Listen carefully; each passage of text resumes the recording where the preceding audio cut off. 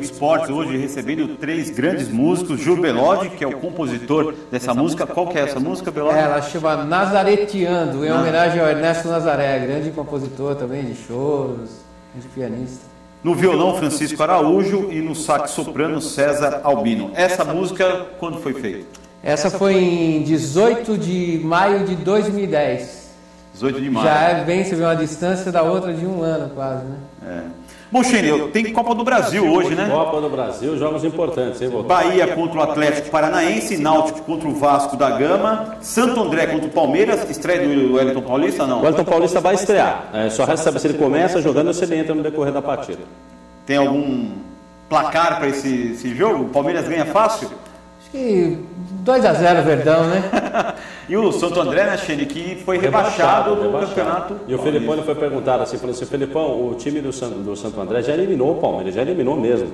Em 2004, até trabalhei nesse jogo pela Rádio Globo na oportunidade. E eu vi um torcedor chamar o goleiro Marcos de frangueiro. Aí os outros torcedores viram, quase bateram nesse torcedor. O Marcos que pediu o pessoal parar. E foi uma tragédia. O Sandro Gaúcho, que hoje é técnico, foi um dos destaques. Foi o ano que o Santo André foi campeão da Copa do Brasil. Só que o Felipão falou, desse atual elenco só tem o Marcos. E esse atual elenco não perdeu para o Santo André. Se não me engano, foi empate no ano passado e esse ano acho que foi empate também. Mas o Wellington Paulista deve começar jogando. E quem é o técnico do Botafogo? O Caio Júnior. Caio Júnior. O resultado parcial, é claro, a gente vai confirmar ainda nessa quinta-feira, ou no final da noite, mas estava perdendo para o Avaí por 2-1. 2-1? 2-1. E o jogo é no Engenhão, hein? 2-1 para o Avaí no Engenhão. Mas é o Caio Júnior. Já falei para o torcedor do Botafogo, prepara o coração e prepara também a campanha Volta Joel, porque vocês vão sofrer bastante. Né? Bom, o São Paulo, né, os São Paulinos, nossos companheiros aqui, Goiás joga na semana que vem, só na outra quarta, contra o Goiás, o primeiro jogo é no Serra Dourada, estreia do Luiz Fabiano. Vai ser estreia do Luiz Fabiano. Aí depois ele estreia para o torcedor no dia 27 contra o mesmo Goiás. Placar desse jogo? Eu acho que 2-0 para o São Paulo, com mais um do Rogério Ceni. Seria o gol de 102. 102 e 100 oficial da FIFA, né? Não, é verdade. 102 é para mais tarde. Você quer contra o Corinthians de novo, é isso? São Paulo, é lá ou aqui? É lá no Serra Dourada. Eu acho que se der 1-0 para São Paulo, já tá bom. Já estava Dourado. Não sofrer gol na Copa do Brasil, que é muito importante. Ou empatar marcando gols na casa do adversário. Se é lá no Serra Dourada, a parada não é muito fácil, não. Mas nós já acreditamos no São Paulo, não é verdade, César? O Flamengo também joga só na outra quarta-feira contra o Horizonte, no Engenhão. E o Ceará também na outra quinta-feira pega o Grêmio Prudente, que eliminou o Atlético Mineiro. É o confronto mais fraco dessa fase de oitavas de final. Ceará e Grêmio Prudente. Grêmio Prudente já rebaixado também no Paulista. Bom, Xênia, pergunta que não quer calar. Você vai falar agora ou vai esperar mais outra música? Não vou falar, senão o pessoal em casa vai ficar bravo comigo, principalmente o São Paulino, aquele que não matou a charada. São Paulo, ontem a gente falava aqui com a presença do Marcos Luiz, colega jornalista lá da Rádio Bandeirantes de Campinas. O João Paulo de Jesus Lopes promete uma bomba atômica, né, que foi o termo, para a semana que vem. E aí a gente começou a falar, o primeiro nome que eu falei foi o Diego Forlan. Não, mas já veio o Luiz Fabiano, não sei o que. Tá bom, passou. O Lugano nome também pode poder. A gente falou de Lugano, Diego Forlan, falamos de outros nomes. É o Diego Forlan. O Pablo Forlan, que jogou no São Paulo, Uruguai, uma história bonita do Pablo Forlan. O sonho do pai é ver o filho jogar no São Paulo. Ele foi eleito um dos melhores jogadores da Copa do Mundo.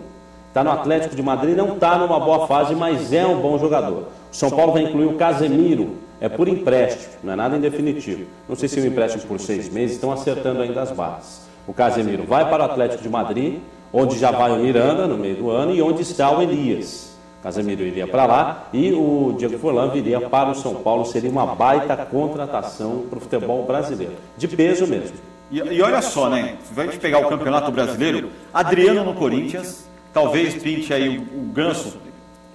Pode ser. Mesmo que ele continue no Santos, já é um baita reforço. O Santos já deve ficar com o Neymar até o final do ano também com o Ganso, ou no Corinthians. Aí você teria o Flamengo vindo o Wagner Love, talvez também depois do segundo semestre. Já tem lá o Ronaldinho, o Luiz Fabiano. Pô, vai ficar um campeonato brasileiro sensacional, hein? No sul do país tem os argentinos lá no Internacional. Chegando o Falcão, que também é um... Falcão no Inter como técnico. Vai ser um campeonato das estrelas mesmo. Vai ser um campeonato muito legal. Vai ser muito bom. E Diego Forlan é o sonho do São Paulo e o sonho do Pablo Forlan. E aí, é claro, para satisfazer ao pai e também ao bolso, que ele não vai vir ganhando pouco, né? Talvez ganhe menos que ganha no Atlético de Madrid. Mas vai ser uma baita contratação para o São Paulo. Ô Belode, não foi uma homenagem ao São Paulo, mas vamos ouvir outra música. Lembra, já que a gente está falando do São Paulo, pelo São Paulo, então. A próxima é... Essa daí eu me inspirei vendo um documentário sobre dos maiores pintores da humanidade, que é o Van Gogh, né? Então eu estava vendo um documentário e na hora que esse choro saiu, na hora que eu estava vendo o documentário, junto com o documentário, eu fiz uma homenagem, então chama Choro para Van Gogh. Choro para Van Gogh, vamos lá.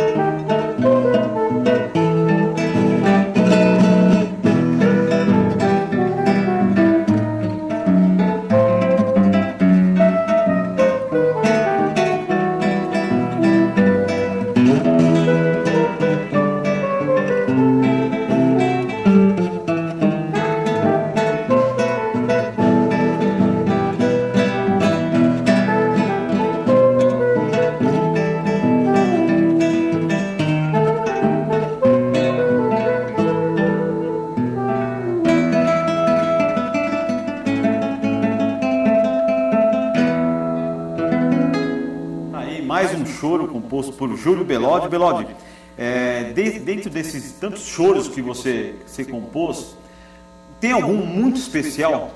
ou todos eles são especiais? É, aquele negócio, né? Todo filho. É, tudo filho. nem todo dia o filho sai tão bonito e tal, mas todos são queridos, né? Assim, E você tem ideia de publicar eles? Então a ideia é assim, eu estou agora terminando, procurar um patrocínio, né? E lançar em 2 volumes, né? Primeiro ano, e aí lançar um CD em cada volume, dos 30 melhores, assim, escolher 30, né, que são músicas relativamente curtas, os choros, né, então escolher 30 para ser gravado em cada livro. Agora explicando rapidamente para a pessoa que em casa não conhece o choro, né, de onde surgiu o choro? O choro é uma música especificamente brasileira, como que é? Aí eu vou passar a palavra aqui para o nosso catedrático, historiador do choro. É uma legal. pergunta. Se não for a música mais brasileira que existe, o choro nasceu por volta de 1870, isso é historicamente documentado. É claro que 1870 é uma data assim, histórica, é um marco histórico, porque os conjuntos chamados conjuntos de pau e cordas, ou seja, flauta, violão e cavaquinho, já estavam nas ruas, porque existia um movimento musical das serenatas. E o choro nasceu exatamente contemporâneo das serenatas, que é a música romântica. O choro tem um lado romântico também. Então, 1870 do século XIX é exatamente a data base do choro. Nasceu o choro Flor Amorosa. Joaquim Antônio da Silva Calado era flautista do Império. Mas nessa época o choro não era um gênero musical definido, e sim uma estilização que os músicos de rua davam às polcas, que eram danças de salão. Então, é basicamente assim, a explicação um pouco mais longa, mas para o programa... O músico já era marginalizado nessa época, porque se você puxar na história recente do Brasil, você ser músico na década de 50... Nessa época era mais. Era muito mais do que hoje. Era tido como um vagabundo. Veja bem, era exatamente. Agora, no caso do Calado, que era o principal protagonista da história do choro, ele era flautista da corte, apesar de ser mulato. Então, mas nessa época é claro que é normal que a elite achasse que o músico era um desocupado. Mas isso era só, a elite só achava isso do músico brasileiro. Porque nós estamos no ano de 1870. Se você pegar o ano de 1808, que é a vinda da família real, você vê que Dom João VI não trouxe música brasileira, ele trouxe a ópera italiana. Só que isso já rolava nas ruas, né? É importante saber que a música...